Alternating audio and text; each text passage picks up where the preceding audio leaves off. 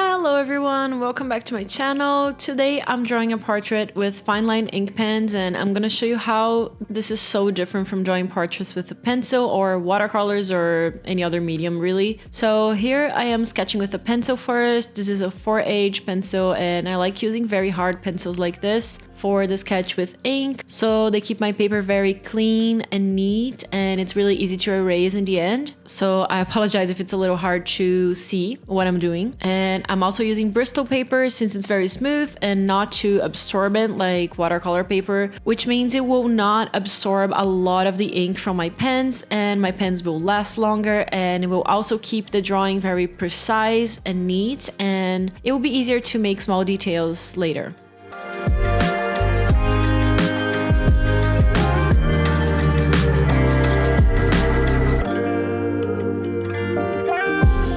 To start with the ink, I'm outlining the sketch with the 01 pen. And now that I'm gonna start adding the shadows, it's important to have a little piece of paper under my hand so I don't accidentally touch the wet ink and ruin my drawing. This happened so many times and I don't wanna do it again, so yeah.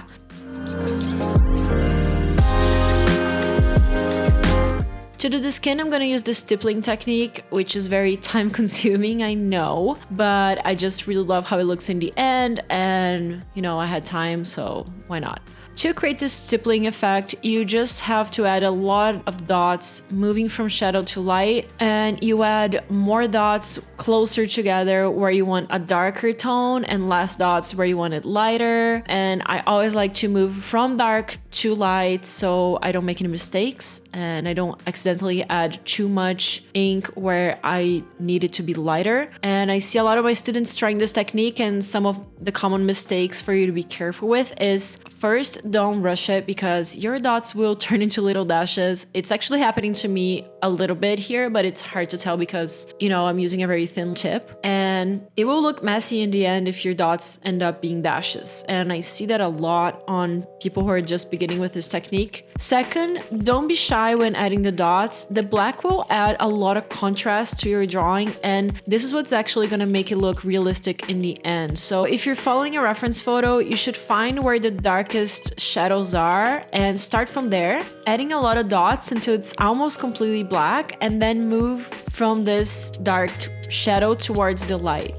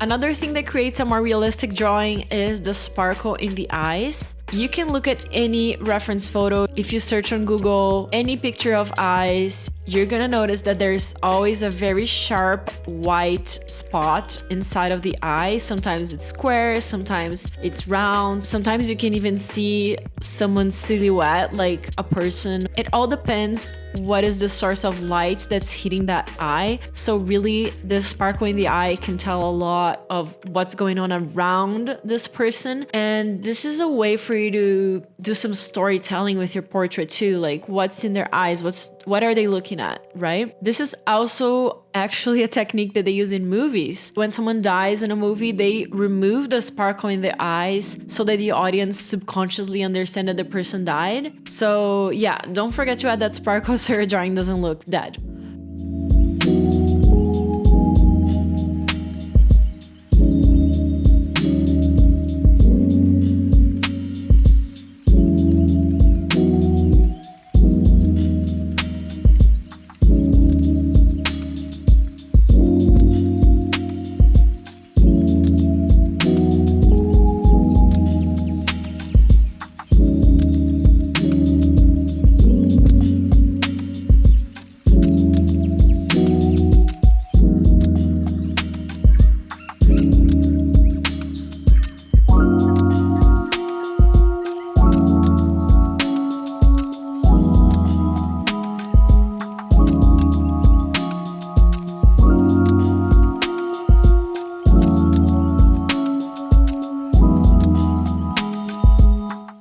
For the hair, I decided not to go for a realistic hair, but let me know in the comments if you're interested in that, and I'll do a video with a full-on realistic ink portrait, including some realistic hair so you guys can see how to do it. But in this case, I decided to do some more minimalistic line work to create the curly hair, and I decided to get creative and add some extra curves with more ink and like a darker, thicker line.